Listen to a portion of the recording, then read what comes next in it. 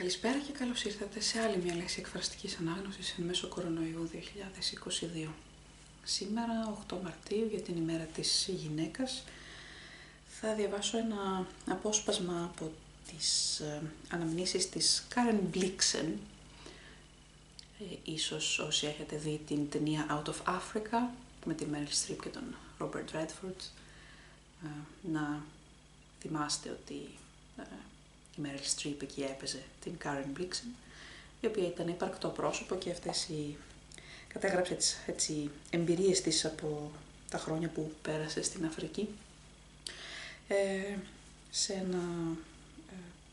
σε αυτό το βιβλίο, τέλος πάντων, το οποίο ήταν και η βάση για την ταινία. Σαφώς ένα ενδιαφέρον βιβλίο, το οποίο το προτείνω, γιατί η Blixen είχε ταλέντο στην συγγραφή, δεν ήταν μόνο μια επιχειρηματίας και έτσι γυναίκα που έφτιαξε μια ζωή εντελώς ασυνήθιστη για την εποχή της. Και εδώ το κεφάλαιο αυτό αφορά τις παρατηρήσεις της για κάποιες γυναίκες από τη Σομαλία που περάσανε σε κάποια φάση από την φάρμα που είχε εκεί. The Somali women. Of one group of visitors who played a great part on the farm, I cannot write much, for they would not have liked it. Those were Farah's women. When Farah married and brought his wife from Somaliland to the farm, with her came a lively and gentle little flight of dusky doves, her mother, her younger sister, and a young cousin who had been brought up with a family. Farah told me that such was the custom of his country. The marriages of Somaliland are arranged by the elders of the families with consideration as to the birth, wealth, and reputation of the young people. In the best families, the bride and bridegroom have not seen one another till the wedding day. But the Somali are a chivalrous nation and do not leave their maidens unprotected. It is good manners in a new married husband to take up his abode in his wife's village for 6 months after the wedding. During this time, she may still hold her own as a hostess and a person of local knowledge and influence. Sometimes he cannot do so. Then the bride's female relations do not hesitate to keep her company a bit into married life, even when this to them means lifting and wandering into distant countries.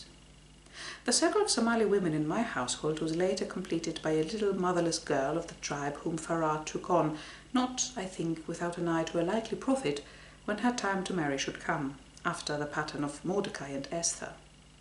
This little girl was an exceedingly bright and vivacious child, and it was a curious thing to see how, as she grew up, the maidens took her in hand and scrupulously formed her into a young virgin comme il faut. When she first came to live with us, she was 11 years old, and was ever breaking away from the domain of the family to follow me about. She rode my pony and carried my gun, or she would run with the Kikuyu Totos to the fishing pond, tucking up her skirts and galloping barefooted round the rushy bank with a landing net. The little Somali girls have their hair all shaven off, leaving only a ring of dark curls round the head and one long lock at the top of it. It is a pretty fashion, and it gave the child the air of a very gay and malicious young monk. But with time and under the influence of the grown-up girls, she was transformed, and was herself fascinated and possessed by the process of her transformation. Exactly as if a heavy weight had been tied onto her legs, she took to walking slowly, slowly. She held her eyes cast down after the best pattern, and made it a point of honour to disappear at the arrival of a stranger. Her hair was cut no more, and when the day came that it was long enough, it was, by the other girls, parted and plaited into a number of little pigtails. The novice gave herself up gravely and proudly to all the hardships of the rite.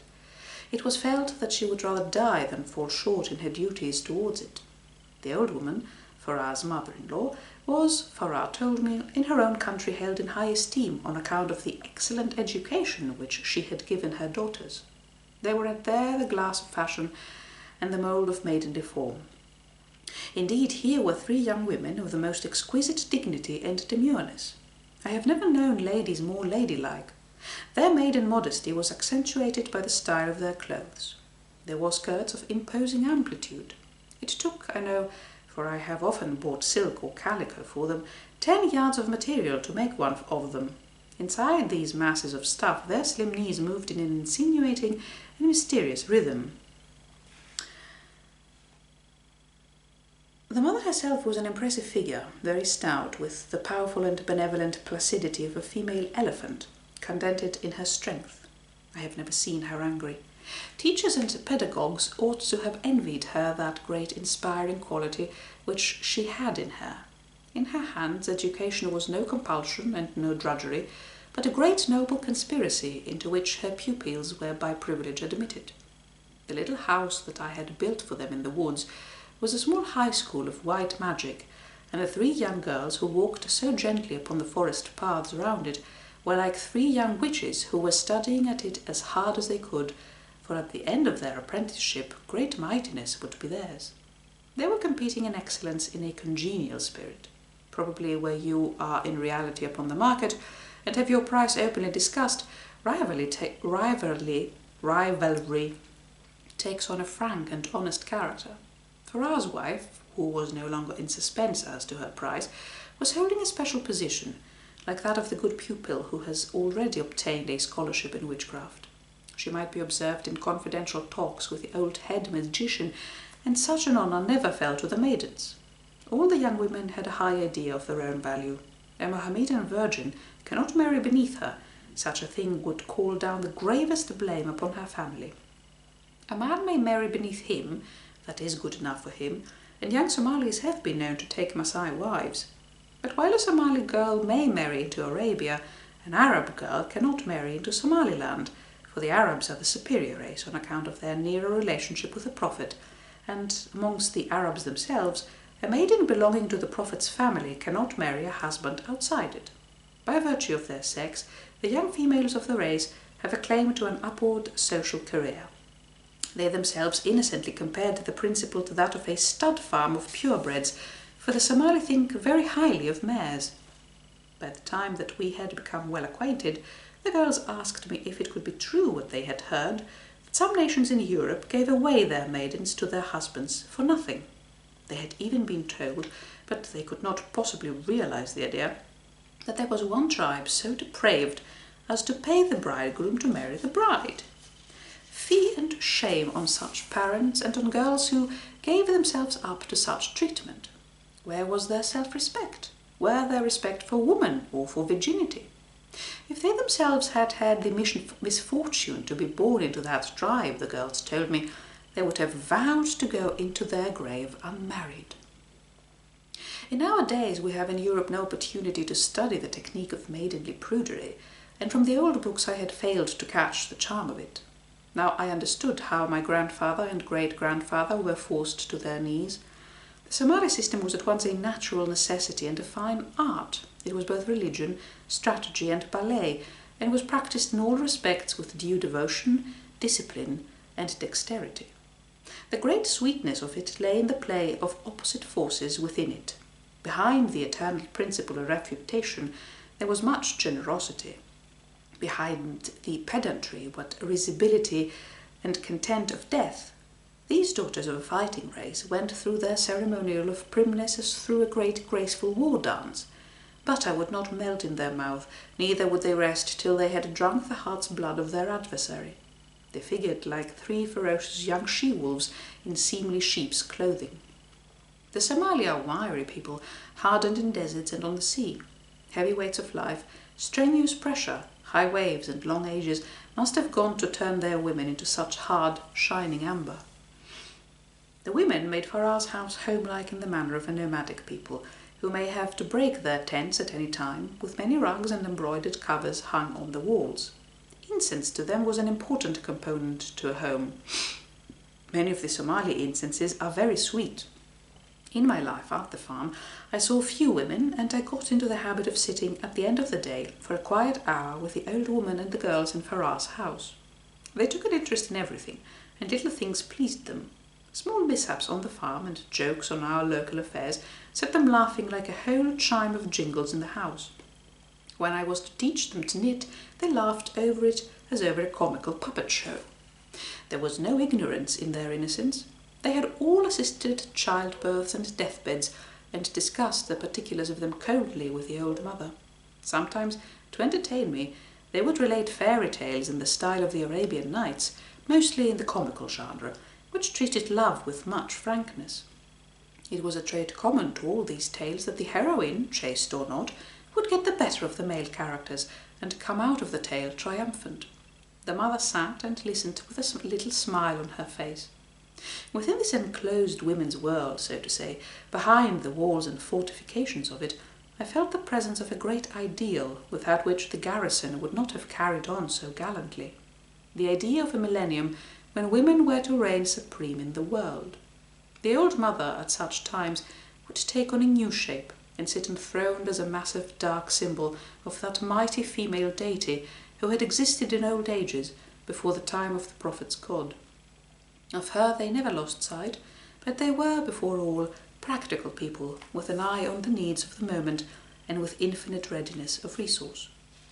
The young women were very inquisitive as to European customs and listened attentively to descriptions of the manners, education, and clothes of white ladies, as if out to complete their strategic education with a knowledge of how the males of an alien race were conquered and subdued. Their own clothes played a tremendous part in their lives, which was no wonder, since to them they were all at once material of war, booty of war, and symbols of victory, like conquered banners. Their husband, the Somali, is abstinent by nature, indifferent to food and drink and to personal comfort, hard and spare as the country he comes from. Woman is his luxury. For her he is insatiably covetous. She is to him the supreme good of life. Horses, camels, and stock may come in and be desirable too, but they can never outweigh the wives. The Somali women encourage their men in both the inclinations of their nature. They scorn any softness in a man with much cruelty, and with great personal sacrifices they hold up their own price. These women cannot acquire a pair of slippers in any possible way except through a man. They cannot own themselves, but must needs belong to some male, to a father, a brother, or a husband, but they are still the one supreme prize of life. It is a surprising thing, and to the honour of both parties, what amounts of silks, gold, amber, and coral the Somali women get out of their men. At the end of the long, strenuous trading safaris, the hardships, risks, stratagems, and endurances were all turned into female apparel. The young girls who had no men to squeeze in their little tent-like house were making the most of their pretty hair and looking forward to the time when they should be conquering the conqueror and extorting from the extortioner. They were all very good at lending one another their finery, and took pleasure in dressing up the young sister, who was the beauty of the lot, in her married sister's best clothes, even with laughter in her cloth of gold head-dress, which the virgin could not lawfully wear. The Somali are given to lawsuits and long feuds, and we were hardly ever without a case that needed Farah's frequent presence in Nairobi, or meetings of the tribe at the farm. At such times the old woman, when I came to the house, would pump me on the cases in a gentle and intelligent manner. She might have questioned Farah, who would have told her all she wanted to know, for he had a great respect for her. But she took the other course, I believe, from diplomacy. In this way she could still maintain, should it suit her, a woman's ignorance of men's affairs, and a womanly incapability to understand a single word of them. If she gave advice, it should be uttered in Sibylline fashion, divinely inspired, and nobody should ever hold her to account. At these big meetings of the Somali at the farm, or at the great religious celebrations, the women had much to do with the arrangement and the food. They were not themselves present at the banquet, and they could not go into the mosque, but they were ambitious as to the success and splendour of the party, and did not, even amongst themselves, let out what in their hearts they thought of it all. On these occasions they so strongly reminded me of the ladies of a former generation in my own country, that in my mind I saw them in bustles and long narrow trains. Not otherwise did the Scandinavian women of the days of my mother and grandmothers, the civilized slaves of good-natured barbarians, do the honours at those tremendous sacred masculine festivals, the pheasant shoots and great battues of the autumn season. The Somali have been slave owners for innumerable generations, and their women got on well with the natives, and with them had an unconcerned, placid way. To the native, service with the Somali and the Arab is less difficult than with the white people, for the tempo of life of the coloured races is everywhere the same. Farah's wife was popular with the Kikuyu of the farm, and Kamante many times told me that she was very clever. With those of my white friends who frequently came to stay at the farm, like Berkeley Cole and Dennis Finch Hatton, the young Somali women were friendly. They frequently talked of them and knew a surprising lot about them. They conversed with them, and when they met, in a sisterly manner, their hands in the folds of their skirts. But their relations were complicated because both Berkeley and Dennis had Somali servants, and those the girls could not, for the life of them, meet. No sooner had Jama or Bilea, turbaned, lean and dark-eyed, shown themselves on the farm, than my young Somali women were gone from the face of it, not a bubble showing where they had sunk. If during these times they wanted to see me, they came sneaking round the corners of the house, drawing one of their skirts together over their faces. The Englishmen said that they were pleased by the confidence shown them, but in their hearts, I believe, a little cold wind blew at the consciousness of being thought so harmless. I sometimes took the girls out for a drive or a visit. I was careful then to question the mother as to the correctness of it, for I would not begrime names that were as fresh as Dian's visage. To the one side of the farm lived a young Australian married woman, who was for a few years a charming neighbour to me. She would ask the Somali girls over for tea. Those were great occasions. They then dressed up as pretty as a bouquet of flowers, and as we were driving along, the car behind me twittered like an aviary. They took the greatest interest in the house, the clothes, even, as he was seen riding or ploughing in the distance, in the husband of my friend. As tea was served, it came out that it was only the married sister and the children who could partake of it. To the young girls it was forbidden as too exciting. They had to content themselves with cakes, and did so demurely, with a good grace. There was some discussion about the little girl who was with us. Could she still drink tea, or had she reached an age to which it would prove too dangerous? The married sister held that she might have it, but the child gave us a deep, dark, proud glance and rejected the cup. The cousin was a pensive girl with red-brown eyes. She could read Arabic and knew passages of the Koran by heart. She was of a theological turn of mind, and we had many religious discussions and talks about the wonders of the world. From her I learned the true paraphrase of the story of Joseph and Potiphar's wife. She would admit Jesus Christ to have been born of a virgin, but not as the Son of God, for God could have no sons in the flesh. Mariamo, who was the loveliest of maidens, had been walking in the garden, and a great angel sent by the Lord, with his wing feather, had touched her shoulder. From this she conceived. In the course of our debates, I one day showed her a picture postcard of Thorvaldsen's statue of Christ in the Cathedral of Copenhagen. Upon that she fell in love, in a gentle and ecstatic way, with the Saviour. She could never hear enough about him. She sighed and changed colour as I narrated. About Judas she was much concerned. What sort of man was he? How could there be people like that? She herself would be only too happy to scratch out his eyes. It was a great passion, in the nature of the incense which they burned in their houses, and which, made from dark wood grown upon distant mountains, is sweet and strange to our senses. I asked the French fathers if I might bring my party of young Mohammedan women to the mission, and when they agreed in their friendly, lively manner, pleased that something was going to happen, we one afternoon drove over to them, and one by one solemnly entered the cool church. The young women had never been in such a lofty building. As they looked up, they held their hands over their heads to protect themselves should it fall down upon them. There were statues in the church, and, with the exception of the picture postcard, they had never in their lives seen anything like them.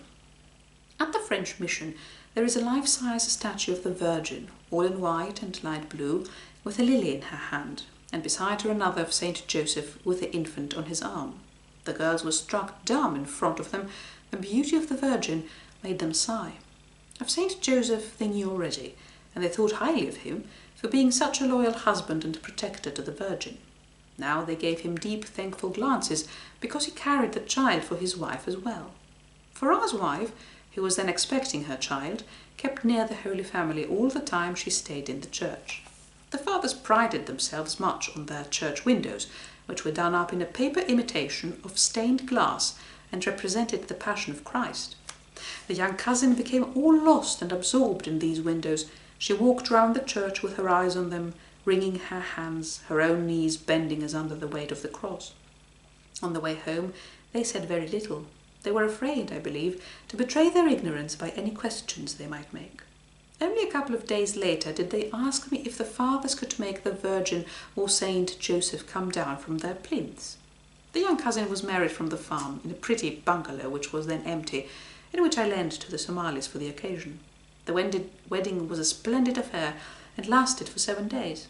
I was present at the head ceremony when a procession of women, all singing, led the bride to meet the singing procession of men who brought the bridegroom to her. She had never seen him till then, and I wondered if she had imagined him in the likeness of Thorwaldsen's Christ, or if she would have had two ideals, a heavenly and an earthly love, on the model of the romances of chivalry. In the course of the week I drove over there more than once. At whatever hour I arrived, I found the house ringing with festive life and fumigated with wedding incense. Sword dances and great dances of the women went with a swing. Big deals in cattle were done amongst the old men, guns were fired, and mule traps from town were arriving or leaving. At night, in the light of hurricane lamps on the veranda, the loveliest dyes of Arabia and Somaliland were going in and out of the carts in the house. Carmesine, prune pure, Sudan brown, rose Bengal, and saffronine. Farah's son was born on the farm, Ahmed, whom they called Sof, which means, I believe, a saw. In his heart there was none of the timidity of the Kikuyu children. When he was a tiny infant, swaddled like an acorn, with hardly any body to his dark round head, he sat up erect and looked you straight in the face. It was like holding a small falcon on your hand, a lion cub on the knee. He had inherited his mother's gaiety of heart, and when he could run about, became a big, joyful adventurer who held much influence in the young native world of the farm.